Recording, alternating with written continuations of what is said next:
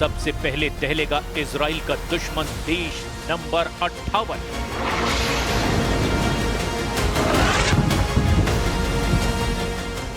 जब से तुर्की ने इजराइल को युद्ध की धमकी दी है, नेतन्याहू ने अपने दुश्मनों को दोगुनी ताकत से मारना शुरू कर दिया है।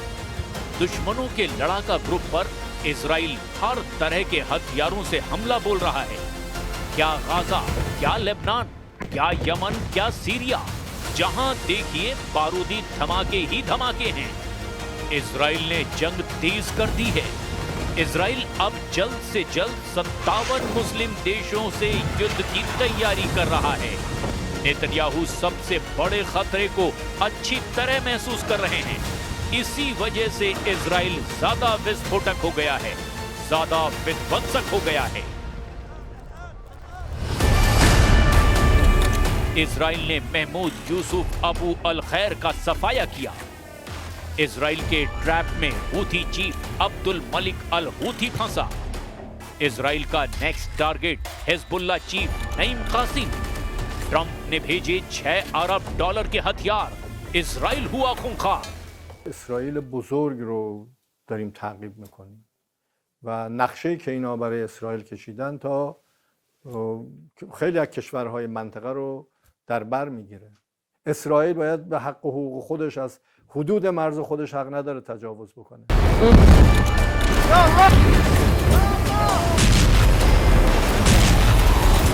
गाजा का हाल देखने लायक नहीं बचा है।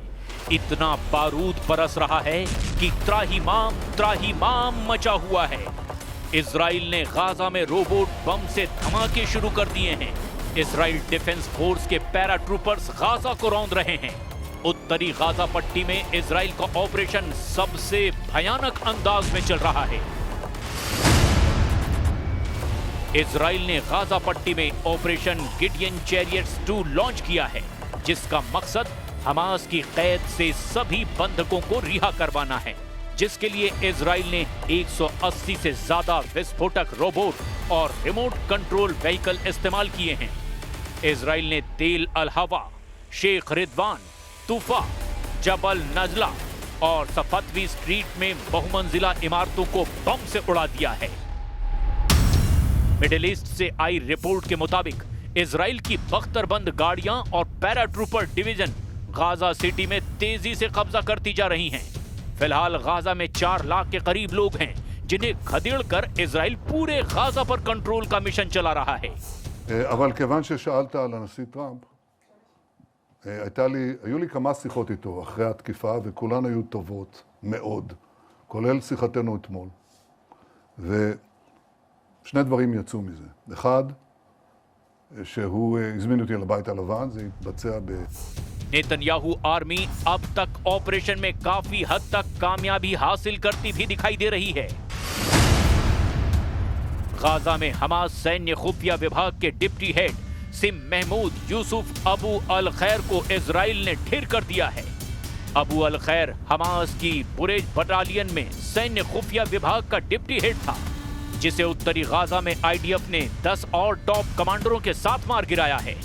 İsrail'in bugün Gazze'deki Nasır Hastanesi'ne düzenlediği vahşi saldırıda 5'i gazeteci, en az 20 Filistinli şehit oldu.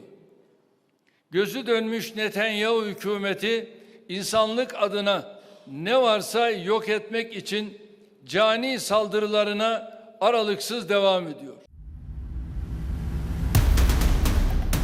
Gaza की तरह यमन फ्रंट पर इजराइल ने ईरान समर्थित हूथी फाइटर्स को जड़ से खत्म करने का ऐलान किया है। इजराइल के रक्षा मंत्री इजराइल काट्स ने धमकी दी है कि अब Houthi chief Abdul Malik al Houthi का नंबर आ गया है। पीएम नेतन्याहू ने हूथी चीफ को नसरल्ला, हानिया और सिनवार से भी भयानक मौत देने के ऑर्डर जारी कर दिए हैं। इजराइल काट्स ने एलाद सिटी पर मिसाइल हमले के बाद हूथी चीफ को सीधी धमकी देते हुए कहा है कि अब्दुल मलिक अल हूथी, तुम्हारा समय आ चुका है, तुम्हें अपनी सरकार के दूसरे लोगों के पास भेजा जाएगा। हूथी झंडे पर लिखे नारे इजराइल की मौत, यहूदियों पर अभिशाप की जगह इजराइल का नीला सफेद झंडा यमन पर लहराएगा। ये एकीकृत यमन की राजधानी पर लहराएगा। इजराइल से डेथ वार्निंग मिलने के बाद हूथी चीफ ने लगातार लोकेशन बदलनी शुरू कर दी है। Houthi chief Abdul Malik Houthi कई तरह के एहतियात बरत रहा है। जैसे अब्दुल मलिक अल हूथी पहले भी टीवी इंटरव्यू देने से परहेज करता था, लेकिन अब खुद के वीडियो रिलीज करने से भी बच रहा है। हूथी चीफ ने सार्वजनिक कार्यक्रमों से पूरी तरह खुद को अलग कर लिया है। साल 2004 में अपने भाई की मौत के बाद से ही अब्दुल मलिक अल हूथी ने लड़ाका ग्रुप की कमान संभाल रखी है। साल 2015 में अब्दुल मलिक ने यमन की सरकार को उखाड़ फेंका। मौजूदा वक्त में हूथी का यमन की राजधानी सना के साथ बड़े इलाके पर कब्जा है। हालांकि हूथी चीफ इजराइल की धमकी को हल्के में लेने की भूल नहीं कर रहा, क्योंकि इजराइल ने जिस दुश्मन को मौत देना तय कर लिया उसे कोई रोक नहीं सकता। इजराइल दुश्मन देश में घुसकर एक एक कर सभी लड़ाका ग्रुप के टॉप लीडर का सफाया कर चुका है। चाहे वो हमास चीफ इस्माइल हानिया रहा हो, चाहे हिजबुल्लाह चीफ नसरल्लाह रहा हो, या फिर याह्या सिनवार, इजराइल की मार से कोई नहीं बच पाया। इजराइल को रोक पाना अब किसी भी फाइटर ग्रुप के बस की बात नहीं। अमेरिका नेतन्याहू को 10 युद्ध जीतने के हथियार सौंपने जा रहा है। प्रेसिडेंट ट्रंप इजराइल को $6 अरब के हथियारों की खेप पहुंचाने वाले हैं।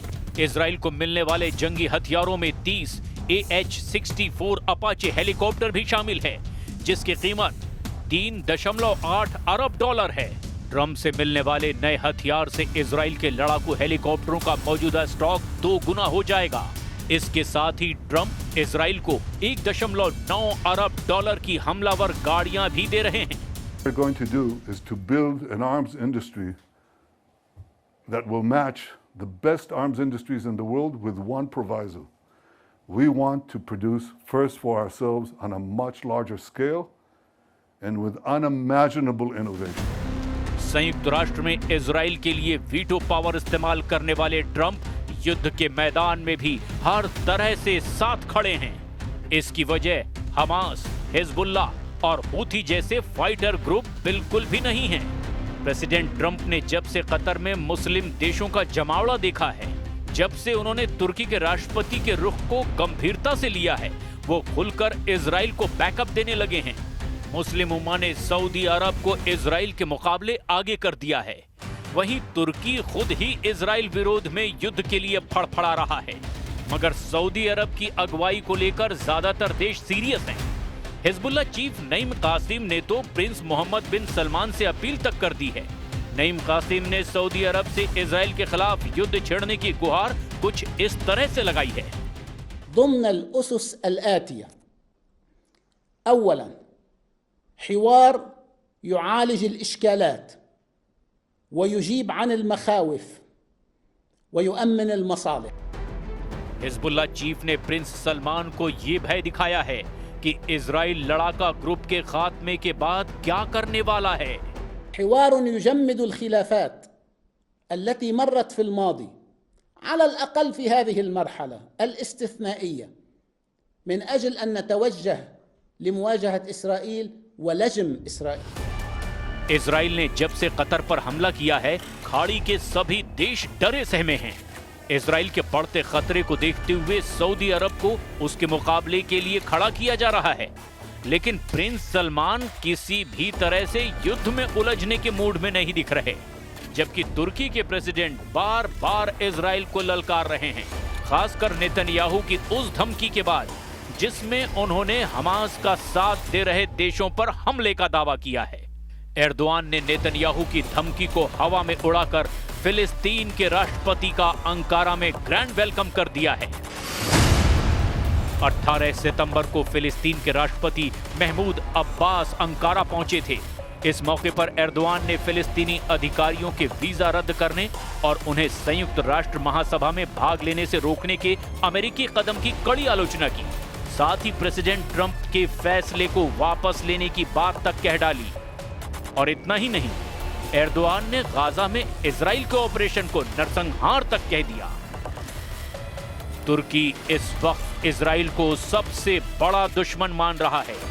तुर्की के राष्ट्रपति को सीरिया में इजराइल की मौजूदगी मंजूर नहीं है। सीरिया के राष्ट्रपति अहमद अल शरा की नेतन्याहू के साथ बढ़ती दोस्ती ने एर्दोआन को बौखला दिया है।